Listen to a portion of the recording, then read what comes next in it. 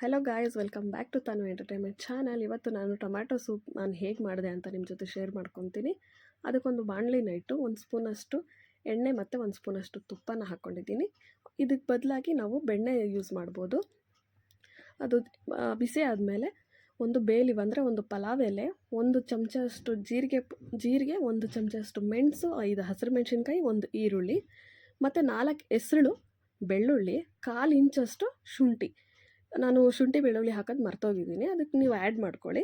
So ಅದಾದಮೇಲೆ next 1/4 kg ಅಷ್ಟು ಟೊಮ್ಯಾಟೊನ add ಮಾಡಿಕೊಂಡು ಅದಕ್ಕೆ ರುಚಿಗೆ ಎಷ್ಟು ಬೇಕೋ ಅಷ್ಟು ಉಪ್ಪು, ಅರ್ಧ ಚಮಚ ಧನಿಯಾ ಪೌಡರ್, ಅರ್ಧ ಚಮಚ ಚಿಲ್ಲಿ ಪೌಡರ್ ಹಾಕಿ ಚೆನ್ನಾಗಿ ಫ್ರೈ ಮಾಡಬೇಕು.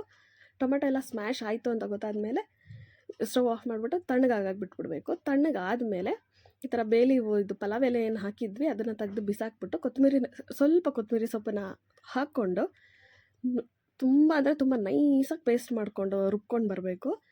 ಒಂಚೂರು ನೀರು ಹಾಕ್ಕೊಂಡು ರುಬ್ಬಿ ನೈಸಾಗಿ ಆಗುತ್ತೆ. ಸೊ ರುಬ್ಬ ಆದಮೇಲೆ ಅದನ್ನು ಈ ಥರ ಸೋಸ್ಕೊಬೇಕು. ಯಾಕಂದರೆ ಟೊಮ್ಯಾಟೋಲ್ಲಿ ಬೀಜಗಳಿರುತ್ತೆ, ಅದೆಲ್ಲ ಬಾಯಿಗೆ ಸಿಗುತ್ತೆ, ಮತ್ತು ಟೊಮೆಟೊ ಸಿಪ್ಪೆ ಅದೆಲ್ಲ ನಮಗೆ ಸೂಪಿಗೆ ಬೇಡ. ಅದಕ್ಕೋಸ್ಕರ ಚೆನ್ನಾಗಿ ಸೋಸ್ಕೊಬೇಕಾಗತ್ತೆ.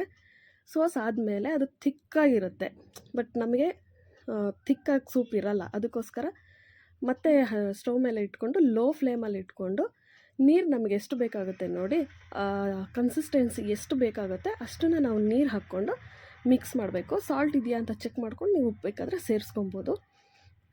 ಮತ್ತು ಹೋಟೆಲ್ ಸ್ಟೈಲ್ ಮಾಡ್ತಾರೆ, ಅದಕ್ಕೋಸ್ಕರ ಹೋಟ್ಲಲ್ಲೆಲ್ಲ ಇದೇ ಥರ ಮಾಡ್ತಾರೆ. 2 ಸ್ಪೂನಷ್ಟು ಕಾರ್ನ್ಫ್ಲವರ್ನ ನೀರಲ್ಲಿ ಚೆನ್ನಾಗಿ ಮಿಕ್ಸ್ ಮಾಡಿಕೊಂಡು ಅದರಲ್ಲಿ ಸೇರಿಸ್ಬಿಟ್ಟು ಮಿಕ್ಸ್ ಮಾಡಿದ್ರೆ ಹೋಟೆಲ್ ಸ್ಟೈಲ್ ಬರುತ್ತೆ. ಅದಕ್ಕೋಸ್ಕರ ಕಾರ್ನ್ಫ್ಲವರ್ ಹಾಕಿರೋದು. ಕಾರ್ನ್ಫ್ಲವರ್ನ ಡೈರೆಕ್ಟಾಗಿ ಹಾಕಿದ್ರೆ ಗೆಡ್ಡೆ ಥರ ಆಗುತ್ತೆ. ಅದಕ್ಕೋಸ್ಕರ ತಣ್ಣೀರಲ್ಲಿ ಮಿಕ್ಸ್ ಮಾಡಿಬಿಟ್ಟು ಹಾಕ್ಕೊಂಡ್ರೆ ಚೆನ್ನಾಗಿರುತ್ತೆ. ಅಷ್ಟೇ, ಅಲ್ಲಿ ಸಿಮ್ಮಲ್ಲೇ ಇಟ್ಬಿಟ್ಟು ನೆಕ್ಸ್ಟು ಅದು ಬ್ರೆಡ್ ಹಾಕಿ ಕೊಡ್ತಾರಲ್ವ ಹೋಟ್ಲಲ್ಲೆಲ್ಲ ಸೂಪ್ ತೊಗೊಂಡ್ರೆ. ಸೊ ಅದಕ್ಕೋಸ್ಕರ ನಾನು ಒಂದು 4 ಸ್ಲೈಸ್ ಬ್ರೆಡ್ನ ತೊಗೊಂಡು ಆ ಸೈಡ್ಸಲ್ಲಿ ಬ್ರೌನ್ ಕಲರ್ ಇರೋದನ್ನೆಲ್ಲ ಕಟ್ ಮಾಡಿ ಇಟ್ಕೊಂಡು ರೋಸ್ಟ್ ಮಾಡ್ಕೊತಾ ಇದ್ದೀನಿ. ತುಪ್ಪ ಅಥವಾ ಬೆಣ್ಣೆ ಹಾಕ್ಕೊಂಡು ರೋಸ್ಟ್ ಮಾಡ್ಕೊಳ್ಳಿ. ರೋಸ್ಟ್ ಮಾಡಾದಮೇಲೆ ಒಂದು ಸ್ಲೈಸಲ್ಲಿ 6 ಪೀಸಾಗಿ ನಾನು ಕಟ್ ಮಾಡ್ಕೊತೀನಿ.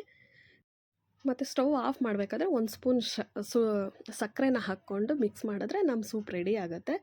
ಸೊ ಬಿಸಿಯಾಗಿ ಬೌಲಲ್ಲಿ ಹಾಕಿ ಆ ಬ್ರೆಡ್ನ ಏನು ಕಟ್ ಮಾಡಿ ಇಟ್ಕೊಂಡಿದ್ವಿ ಪೀಸಸ್ನ ಅದು ಹಾಕ್ಕೊಟ್ರೆ ಸರ್ವ್ ಮಾಡಿದ್ರೆ ತುಂಬ ಟೇಸ್ಟಿಯಾಗಿರೋ ಸೂಪ್ ರೆಡಿ.